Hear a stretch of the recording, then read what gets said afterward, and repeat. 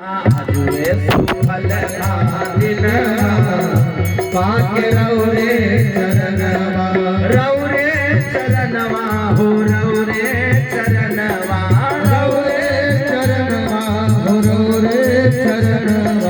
आजुए सुफल दिनवा पाके जय हो दर्शनवा आजुए सुफल दिनवा पाके रौरे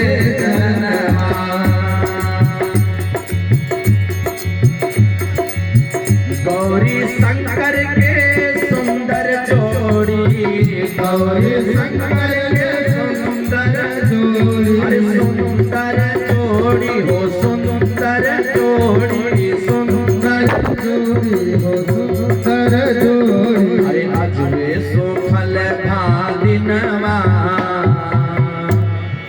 आजुए सुफल दिनवा पाके रौरे चरणवा सुफल दिनवा पाके रौरे चरणवा पाके रौरे चरणवा पाके रौरे चरणवा। अगस्त ऋषि कहते हैं कि आज मेरा जीवन सफल हो गया। आप दोनों का दर्शन करके अपने आसन को छोड़ करके अपने आसन पर भगवान शिव को विराजमान करके और सती मैया को बैठा करके दोनों को चरण पखारने लगे।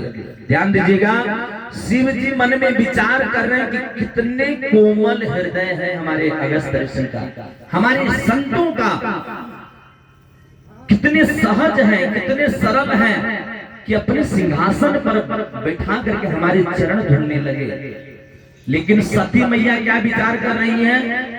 अरे हम इनके यहाँ कथा सुनने आए हैं और ये उठ करके अपने गद्दी पर हमको बिठा करके हमारे पैर पकड़ लिए हैं, जरूर ज्ञान नहीं होगा, इनको जरूर अधूरा ज्ञान होगा, इसलिए ये हमारे चरण को पकड़ लिए हैं। लेकिन भगवान शिव विचार करते कि बड़े सहज हैं। भगवान शिव नीचे बैठ गए, मैया सती के साथ अगस्त ऋषि को पुनः अपने आसन पर विराजमान करें किए और शिव जी हाथ जोड़ करके कहते हैं, प्रभु हम आपके पास अमर कथा सुनने के लिए आए हैं और अब आप वो अमर कथा हमें सुनाएं।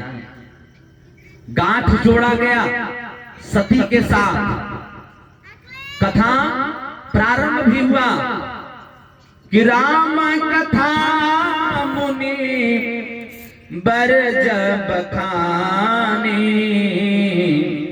और सुनी महेश परम सुख मानी।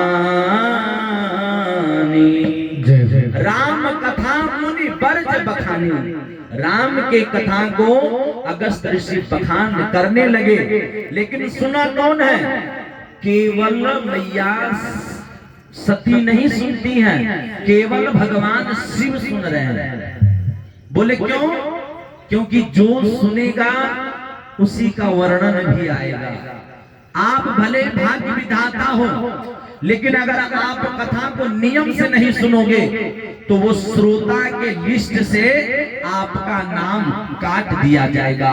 और ऐसा ही हुआ, सती मैया का गांठ जोड़ा गया, लेकिन सती मैया कहाँ बाबा का लोटा है, कहाँ झोटा है, कहाँ क्या टांगते हैं, कैसे कुटिया बनाए, कैसे रहते हैं, चारों तरफ देखने में ही व्यस्त है। भगवान शिव कथा को सुन रहे हैं लेकिन मैया नहीं सुनती, इसलिए चौपाई में केवल भगवान शिव का नाम आया है। राम कथा मुनि बरज बखानी सुनी महेश। सुन करके क्या हुआ? परम सुख मानी, परम सुख अनुभूति किए। यहाँ पर एक ज्ञान की बातें मैं आपको बता दूं। जिस प्रकार आज बिना बुलाए अगस्त ऋषि के यहाँ शिव सती को लेकर के चल दिए और भगवान अगस्त ऋषि क्या किए? तुरंत उनको बुला करके बैठा करके उनके चरण धुलने लगे। अतिथि, उसी प्रकार माताएं जरूर सुने इस बात को, अतिथि कहते हैं जिसका कोई तिथि निर्धारित ना हो। आने का कोई समय निर्धारित जिसका ना हो उसे हम अतिथि कहते हैं। और उन अतिथियों के लिए हमें घर में सदैव व्यवस्था, विधि व्यवस्था हमें रखना ही चाहिए। पति भले व्यवस्था रखे या ना रखे, घर की मालकिन हमारी माताएं होती हैं, इसलिए माताओं की ये व्यवस्था सदैव रखना चाहिए अतिथियों के लिए। कोई नहीं जानता था, राजा दशरथ को भी नहीं यह पता था कि मेरे घर में राम आएंगे, लेकिन प्रभु पहुंचे उनके घर। उसी प्रकार हम सबको भी प्रतिक्षण चिंतन करते रहना चाहिए सबरी की तरह कि भगवान एक ना एक दिन आएंगे। और भगवान आते भी हैं, चाहे वो अतिथि स्वरूप में आए, चाहे वह संतों के स्वरूप में आए, चाहे वह ब्राह्मणों के स्वरूप में आए, चाहे अन्य किसी भी प्रकार की जाति के स्वरूप में आए।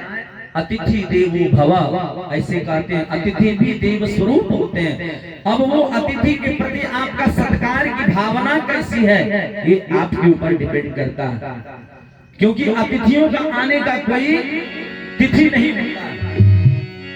बड़ा सुंदर भाव कवियों का है कि केकरा घर आई है